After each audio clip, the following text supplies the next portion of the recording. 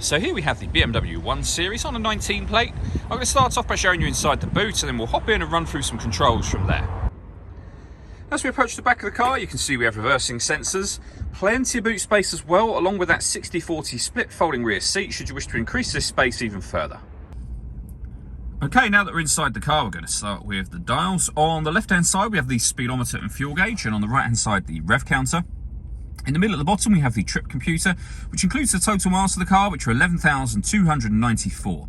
You can change the information displayed above that by pressing buttons on the steering wheel. You can, for example, have, if you wish to, a digital readout for the speedometer.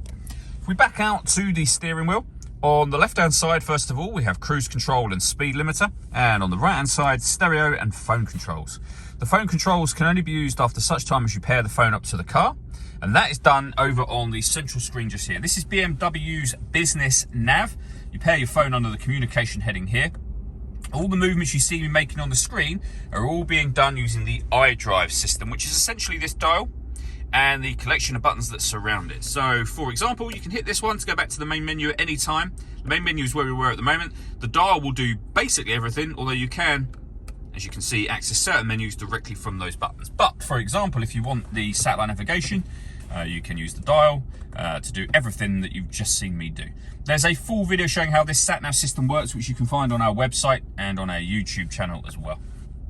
When it comes to music in this car, the radio media headings where you'll find those settings. We have DAB, FM and AM radio, a CD player. You can stream your music wirelessly under Bluetooth audio just there, and we have USB input as well. You can also pair your phone from this menu as well as the communication menu. Working our way down, we have the CD player, the main volume for the stereo just to the left of that, and then the climate control. So you can select the temperature you want in the car, the direction you like the air to be distributed in once it enters the vehicle. You can increase, decrease the fan speed. The air conditioning is on at the moment, so that button will turn it off, back on again, or hit auto. When you do that, the car will take control of the fan speed and the direction of the air to maintain this temperature for you. Any manual adjustment will override that straight away. We have a heated driver seat and a heated passenger seat, both with 3 different heat settings on each side. Underneath that, we have 2 cup holders and a 12-volt charging socket, the 6-speed manual gearbox, and then these buttons to the right-hand side of it. So you can turn off the traction control for the car, and then this button will change the driving setup. So you can put the vehicle into sport mode, into sport plus. We can go back down to sport, down to comfort, which is your everyday driving, and then Eco Pro as well.